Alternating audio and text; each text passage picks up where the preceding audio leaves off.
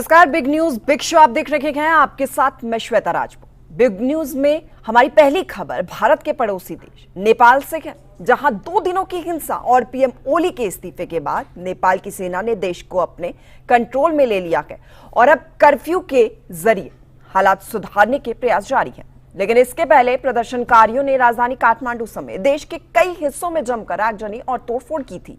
हिंसा की आग में नेपाल के संसद भवन और सुप्रीम कोर्ट तक सरकार के मंत्रियों को सड़कों पर दौड़ा दौड़ा कर पीटा गया। जेल में बंद कैदियों को बाहर निकाल दिया गया। नेपाल में सोशल मीडिया पर बैन के खिलाफ सोमवार और मंगलवार को 2 दिनों तक उपद्रवियों को यहां पर उनका विरोध देखने को मिला और इस दौरान नेपाल की सेना और सरकार मुक्तदर्शक बनी रही। हालांकि अब सवाल ये उठता है कि आगे क्या होगा, तो इस बारे में हम आपको आगे अपनी रिपोर्ट के जरिए बताएंगे। इसके बाद हमारी दूसरी खबर भारत अमेरिका संबंधों को लेकर, जिसमें थोड़ी नरमी देखने को मिल रही है। अमेरिकी राष्ट्रपति ट्रंप ने एक बार फिर भारत से अपने बेहतर रिश्तों की दुहाई दी। इसके बाद हमारी तीसरी खबर देश को मिले नए उपराष्ट्रपति को लेकर। मंगलवार को चुनाव में मिली जीत के बाद अब सीपी राधाकृष्णन देश के अगले उपराष्ट्रपति होंगे। इसके बाद हमारी चौथी खबर हरियाणा से है। मुख्यमंत्री नायब सिंह सैनी ने पंजाब को राहत सामग्री के भारी ट्रक भेजे हैं।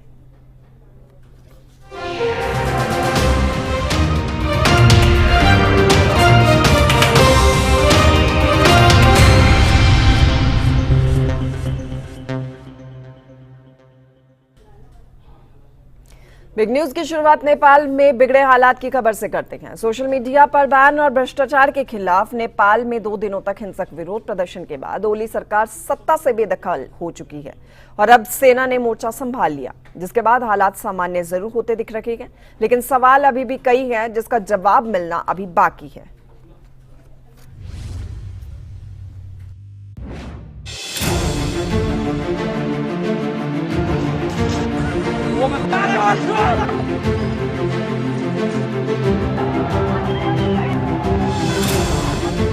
भारत का पड़ोसी मुल्क नेपाल जल रहा है।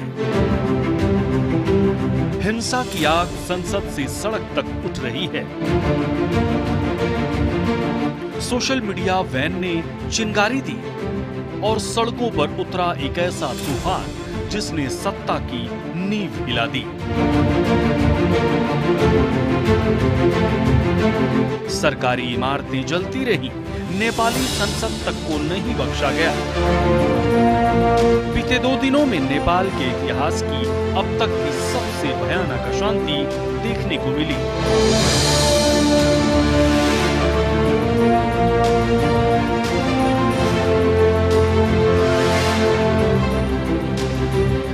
काठमांडू के साथ ही नेपाल के सभी बड़े शहरों में सड़कों पर नारे लगाते युवाओं की भीड़। भ्रष्टाचार मुर्दाबाद, झंडे लहराते लोग और भीड़ को काबू के लिए लाठीचार्ज और आंसू गैस का प्रयोग करती पुलिस।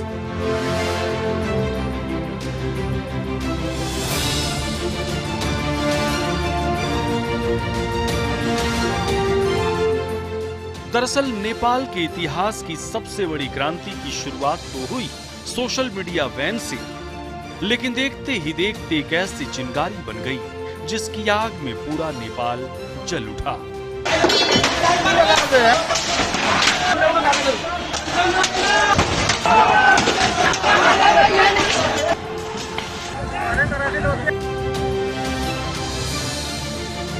सिंह दरबार से लेकर राष्ट्रपति, प्रधानमंत्री के घर, सरकारी दफ्तरों, मंत्रियों के घरों, यहाँ तक कि संसद भवन तक को युवाओं की आक्रोशित भीड़ ने आग के हवाले कर दिया। संसद भवन से एक एक सामान को बाहर निकालकर तोड़ डाला गया।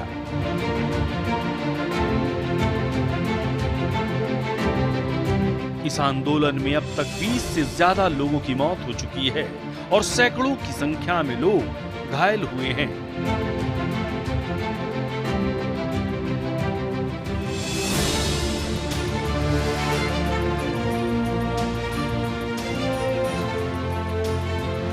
हालात इतने बिगड़े कि नेपाल की सेना को सड़कों पर उतरना पड़ा।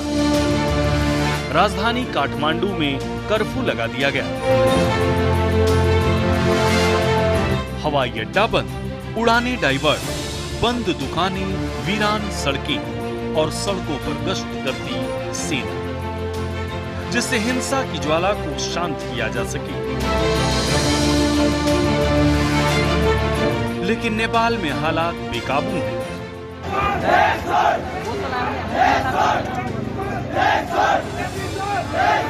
सेना की सख्ती का अंदाजा आप इसी बात से लगा सकते हैं कि लूट और आगजनी में शामिल 27 लोगों को गिरफ्तार किया गया है।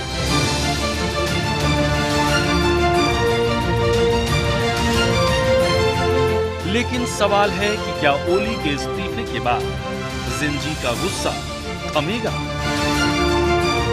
क्योंकि युवाओं का आंदोलन अब सिर्फ सोशल मीडिया तक नहीं, बल्कि भ्रष्टाचार, बेरोजगारी और राजनीतिक वंशवाद के खिलाफ एक क्रांति में बदल चुका है।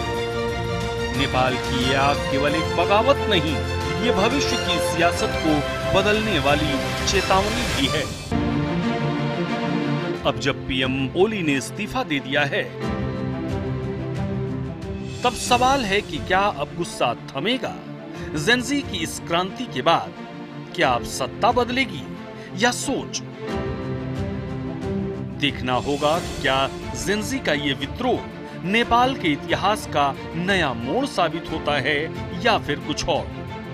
क्योंकि पहले श्रीलंका, फिर बांग्लादेश और अब नेपाल में जो कुछ भी हुआ या हो रहा है, वो पूरे दक्षिण एशिया के लिए एक चेतावनी भी है और सबक भी।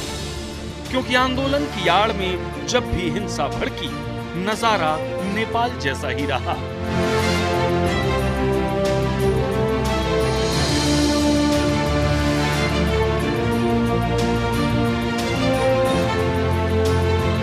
पड़ोसी मुल्क के नाते भारत भी नेपाल के हालात पर नजर बनाए हुए है और नेपाल में फंसे करीब 400 से ज्यादा भारतीयों के लिए विशेष विमान भेजने की तैयारी में है, जिन्हें सकुशल वापस लाया जा सके। बहरहाल अब देखना होगा कि नेपाल में आई क्रांति के बाद कब शांति बहाल होती है। ज़ेनज़ी ने नेपाल में जिस भ्रष्ट तंत्र पर आंदोलन किया, वहां अब सरकार लौटती है या फिर राजशाही चलती है। ब्यूरो रिपोर्ट, सूर्या समाचार। नेपाल के बाद अब फ्रांस में भी सरकार के विरोध में प्रदर्शन देखने को मिला। बजट में कटौती के खिलाफ और राष्ट्रपति इमैनुअल मैक्रोन के इस्तीफे की मांग को लेकर 1 लाख से ज्यादा लोग सड़कों पर गए। विरोध की आग को शांत करने के लिए सरकार ने बड़ी संख्या में पुलिस की तैनाती की है। देखिए।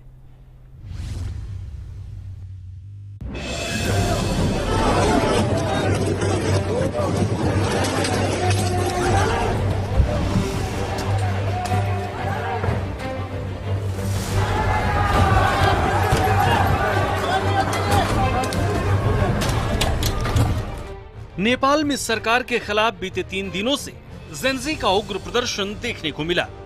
जनता ने भ्रष्टाचार के खिलाफ जमकर हंगामा किया, जिसकी वजह से केपी शर्मा ओली को इस्तीफा देना पड़ा। वहीं एक और देश जहां नेपाल की तरह ही जमकर प्रदर्शन और बवाल मचा है, वो देश है फ्रांस, जहां की राजधानी पेरिस की सड़कों में खूब उबाल मचा हुआ है।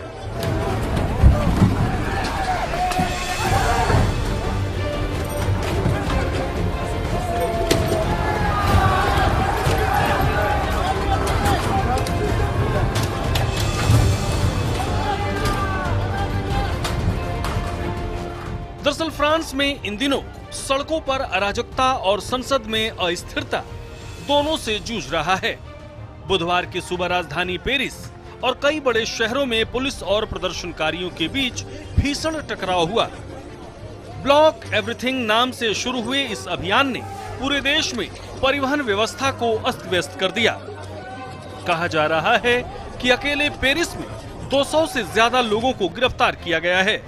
तस्वीरों में आप देख सकते हैं कि कैसे नकाबपोश प्रदर्शनकारियों ने जगह जगह कचरे के डिब्बे और बैरिकेड्स लगाकर सड़कें जाम कर दी। बोर्दा और मार्सिले जैसे शहरों में भीड़ ने चौराहों को घेर लिया। पुलिस पर फ्लेयर्स और बोतलें फेंकी गईं, जबकि राजधानी के रेलवे स्टेशन पर भी प्रदर्शनकारियों ने धावा बोल दिया। पुलिस का कहना है कि गिरफ्तार किए गए ज्यादातर लोग सार्वजनिक व्यवस्था भंग करने की कोशिश कर रहे थे। हालांकि अधिकारियों का ये भी अनुमान है कि जैसे जैसे दिन बढ़ेगा भीड़ और भड़क सकती है। आपको बता दें कि ये हिंसक आंदोलन ऐसे समय में हुआ है जब राष्ट्रपति इमैनुअल मैक्रों ने महज 24 घंटे पहले ही देश के नए प्रधानमंत्री सेबास्टियन लोकोर्नु की नियुक्ति की है। लोकोर्नु ने संसद में भरोसा खो चुके पूर्व पीएम फ्रांसवा बायरो की जगह ली है। कहा जा रहा है कि बायरो ने देश का कर्ज कम करने के लिए करीब 35 अरब डॉलर की कटौती योजना पेश की थी, लेकिन ये सख्त कदम जनता को रास नहीं आया और उनकी सरकार गिर गई। अब पूरे फ्रांस में हालात बिगड़ते जा रहे हैं। सुरक्षा और शांति के लिहाज से सरकार ने 80,000 से ज्यादा पुलिस और सुरक्षा बल तैनात किए हैं, जिससे इस आंदोलन को काबू में किया जा सके। ब्यूरो रिपोर्ट, सूर्या समाचार।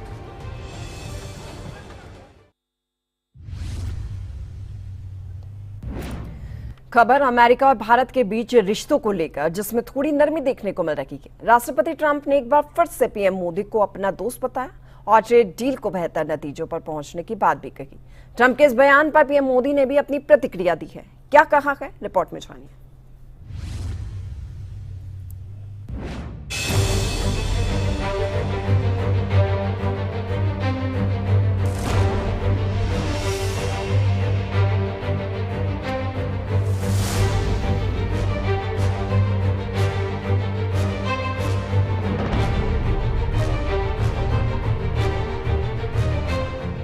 ट्रंप की टैरिफ नीति को लेकर भारत और अमेरिका के रिश्तों की कड़वाहट में अब थोड़ी नरमी दिख रही है। राष्ट्रपति ट्रंप ने सोशल मीडिया पर पोस्ट कर लिखा कि मुझे ये बताते हुए खुशी हो रही है कि भारत और अमेरिका दोनों देशों के बीच ट्रेड बैरियर दूर करने के लिए बातचीत जारी है। आने वाले हफ्तों में मैं अपने बहुत अच्छे दोस्त पीएम मोदी से बात के लिए उत्सुक हूँ। मुझे पूरा विश्वास है कि दोनों महान देशों के लिए एक सफल नतीजे पर पहुँचने में कोई दिक्कत नहीं आएगी। सोशल मीडिया पर ट्रंप के इस पोस्ट के बाद पीएम मोदी ने भी एक एक्स पर लिखा, भारत और अमेरिका अच्छे दोस्त और नेचुरल पार्टनर हैं।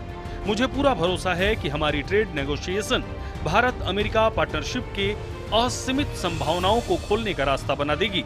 हमारी टीमें इन चर्चाओं को जल्द से जल्द पूरा करने के लिए मेहनत कर रही हैं।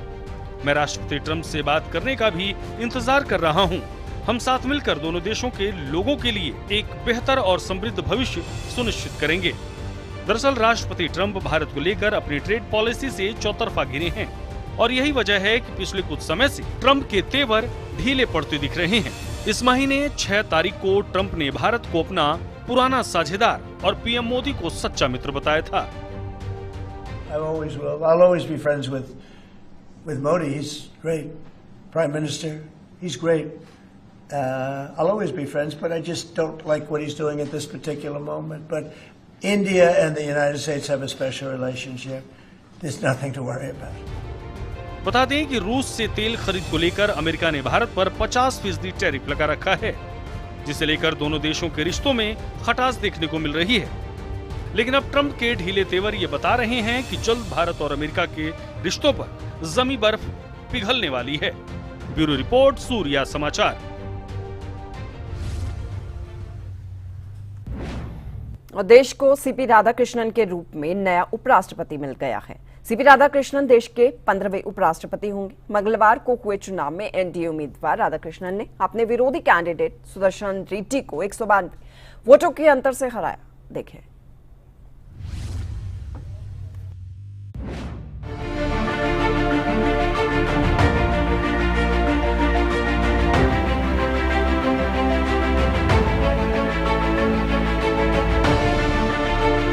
मंगलवार को दिन भर चले उपराष्ट्रपति के चयन पर जारी सस्पेंस आखिरकार खत्म हो गया। दिन भर चले मतदान के बाद आखिरकार सीपी राधाकृष्णन के नाम पर फाइनल मोहर लग गई है। शाम को मतगणना के बाद सीपी राधाकृष्णन को विजय घोषित किया गया है। बता दें कि सीपी राधाकृष्णन को एनडीए ने अपना उम्मीदवार बनाकर मैदान में उतारा था, जिनकी सीधी टक्कर विपक्ष के उम्मीदवार पी सुदर्शन रेड्डी से हुई। सुदर्शन रेड्डी के समर्थन में पूरा विपक्ष था, लेकिन जब नतीजे सामने आए तो एक बार फिर जीत एनडीए के हाथों में आई। दरअसल उपराष्ट्रपति चुनाव में कुल 752 वोट डाले गए, जिसमें से सीपी राधाकृष्णन को 452 और विपक्ष के पी सुदर्शन रेड्डी को कुल 300 वोट मिले। जबकि 15 वोट खारिज कर दिए गए। श्री बुच्ची रेड्डी सुदर्शन रेड्डी को 300 प्रथम वरीयता के मत प्राप्त हुए और श्री सीपी राधाकृष्णन को 452 प्रथम वरीयता के मत प्राप्त हुए। चूंकि श्री सीपी राधाकृष्णन को अपेक्षित कोटे से अधिक वरीयता के मत प्राप्त हुए, इसलिए राष्ट्रपतीय और उपराष्ट्रपतीय निर्वाचन नियम 1974 के नियम 35 के साथ पठित राष्ट्रपतीय और उपराष्ट्रपतीय निर्वाचन अधिनियम 1952 की धारा 11 के अंतर्विष्ट उपबंधों के अनुसरण में मैं पीसी मोदी उपराष्ट्रपतीय निर्वाचन 2025 के निर्वाचन अधिकारी एतद द्वारा घोषित करता हूं कि श्री सीपी राधाकृष्णन भारत के उपराष्ट्रपति के पद पर विधिवत निर्वाचित हुए हैं। If India, we have to develop Viksit Bharat by 2047 means we should not do politics in everything. We have to forget, once the election is over, we have to forget the politics and we have to concentrate on the development. I will, in the new capacity, I will try my best for the development of this. गौरतलब है कि मतदान शुरू होने से पहले ही NDA CP Radhakrishnan की जीत का दावा कर चुके थे और मतदान के बाद एनडीए के दावे पूरी तरह से सच साबित हुए। इधर सीपी राधाकृष्णन की जीत के साथ एनडीए में जश्न का माहौल है। सीपी राधाकृष्णन की जीत के बाद चेन्नई में बीजेपी कार्यकर्ताओं ने पटाखे जलाकर जश्न मनाया। वहीं इस जीत के साथ ही बधाइयों का सिलसिला भी शुरू हो गया। पीएम मोदी ने खुद सीपी राधाकृष्णन को बधाई देते हुए एक्स पर पोस्ट शेयर किया और लिखा, सीपी राधाकृष्णन जी को 2025 के उपराष्ट्रपति चुनाव में विजयी होने पर बधाई। उनका जीवन सदैव समाज सेवा और गरीबों को सशक्त बनाने के लिए समर्पित रहा है। मुझे विश्वास है कि वे एक उत्कृष्ट उपराष्ट्रपति होंगे जो हमारे संवैधानिक मूल्यों को सुदृढ़ करेंगे और संसदीय संवाद को आगे बढ़ाएंगे। पीएम मोदी के अलावा बीजेपी के तमाम दिग्गज नेताओं ने भी सीपी राधाकृष्णन को देश के अगले उपराष्ट्रपति चुने जाने पर शुभकामनाएं दी। अंतर आत्मा की आवाज पर वोट दिए हैं और इसलिए कल्पना से परे भारी बहुमत से वो जीते हैं। उनमें विश्वास है देश का, सदन का, सांसदों का, और मुझे पूरा विश्वास है कि उनका विलक्षण व्यक्तित्व राज्यसभा की कार्रवाई में नए मापदंड और नए आयाम स्थापित करेगा। देश की जनता ने जिनको चुना है, लोकसभा के सदस्य भी और राज्यसभा के सदस्यों को भी राज्य तो चुनते ही हैं, एमएलए, उनका विश्वास सीपी राधाकृष्णन जी में है। इसका अर्थ ये है कि विपक्ष को पूरी तरह से देश ने नकार दिया है। यही लोकतंत्र की खूबसूरती है कि जिस व्यक्ति को ठीक समझता है देश हित में निर्णय ले। और आज मैं अपनी ओर से सीपी राधाकृष्णन जी को बहुत ढेर सारी बधाई देती हूँ इस नए दायित्व के लिए। देश को आगे बढ़ाने में उनकी और महत्वपूर्ण भूमिका रहेगी। हम सबको उनका मार्गदर्शन मिलेगा। आदरणीय सीपी राधाकृष्णन जी हमारे देश के 15वें उपराष्ट्रपति के रूप में निर्वाचित हुए हैं।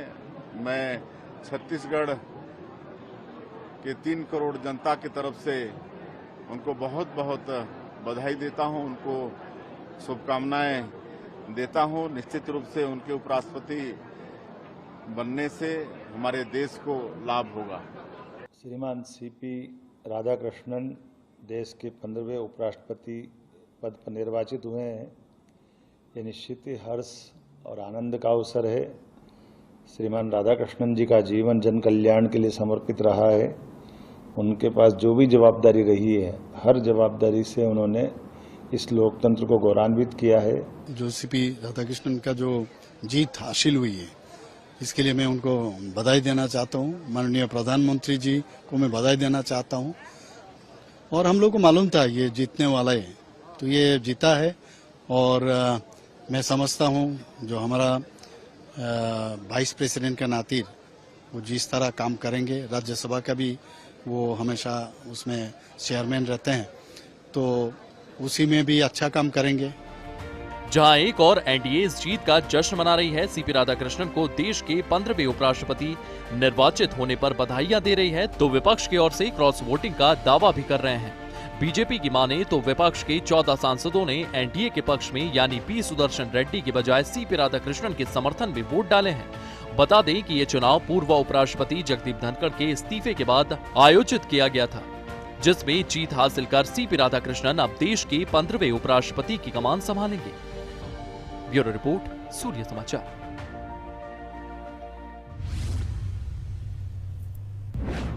खबर हरियाणा से है। कुरुक्षेत्र पहुंचे मुख्यमंत्री नायब सिंह सैनी ने पंजाब के बाढ़ आपदा प्रभावित क्षेत्रों के लिए ट्रकों से राहत सामग्री भेजी है।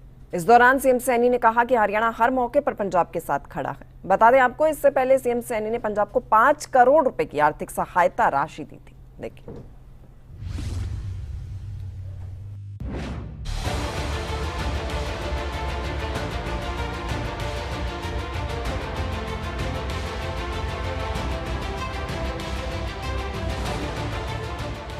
पंजाब में लोगों को आपदा से राहत देने के लिए हरियाणा की नायब सरकार ने एक नया पहल की है।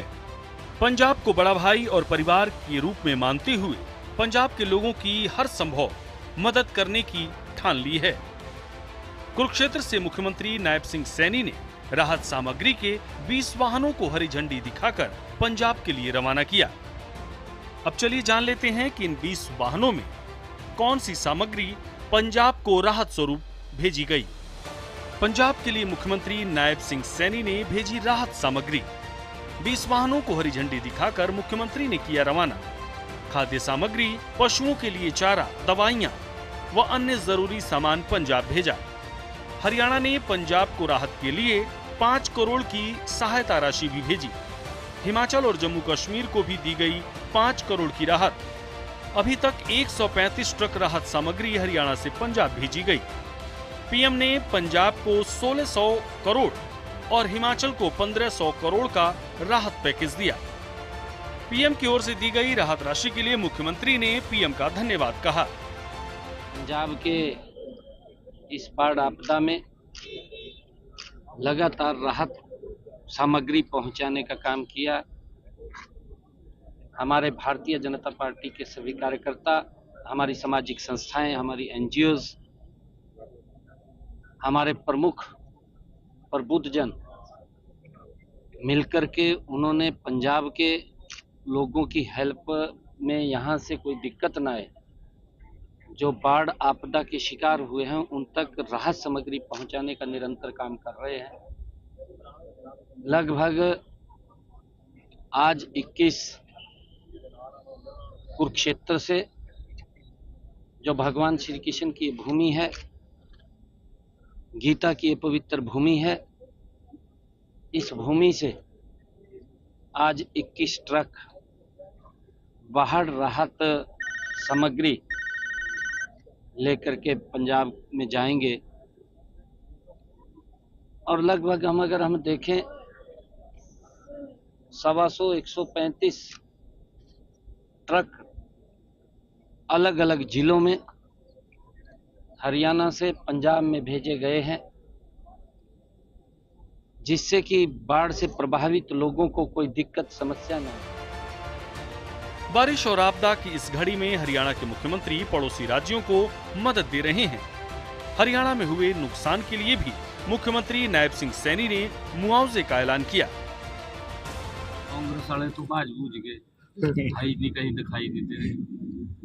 और इसकी तो इतनी ट्रोल कर रखी पंजाब के लोगों ने, कहा जी मेरे पास तो इतना पैसा है, कहा मैंने तो जरूरत तो नहीं है मांगने की, भगवंत मान के। ट्रोल हो रही है ना, बहुत ट्रोल हो रही है जी। मीडिया के ऊपर इतनी ट्रोल हो रही है, कहा मेरे को मांगने की जरूरत नहीं है। और आपके सामने यहाँ भी नहीं करने जरूरत है, हाल चाल तो पूछ ले जाएगा। केजरीवाल दिल्ली में बैठ गया और आप उसके बारे में पता, मैं हाल चाल भी पूछने गया था। मैंने कहा भी कोई दिक्कत समस्या तो नहीं है, मैं गया था पूछने के लिए। भाई आज पंजाब के लोगों के ऊपर बड़ी विपदा आई है। इस दुख की घड़ी में हम उनके बीच में होने चाहिए, हमारा दायित्व है, हमें मुंह नहीं छिपाना चाहिए। केजरीवाल का क्या है, केजरीवाल तो घर में जाकर बैठ गया, अरे भुगत तो पंजाब के लोग रहे हैं ना, वो इस प्रकार का नहीं। और कांग्रेस कहाँ है, कहाँ दिखाई दे रही है? घूम रहा राहुल गांधी विदेश में, ऐसा नहीं करना। आपको बता दें कि हाल ही में प्रधानमंत्री नरेंद्र मोदी ने पंजाब और हिमाचल के आपदा प्रभावित क्षेत्रों का दौरा किया और पंजाब को सहायता के लिए 1600 करोड़ रुपए और हिमाचल को 1500 करोड़ रुपए की आर्थिक मदद का ऐलान किया, जिसके लिए नायब सिंह सैनी ने प्रधानमंत्री नरेंद्र मोदी का धन्यवाद किया और बीजेपी को जनहितैषी पार्टी बताया। ब्यूरो रिपोर्ट, सूर्या समाचार।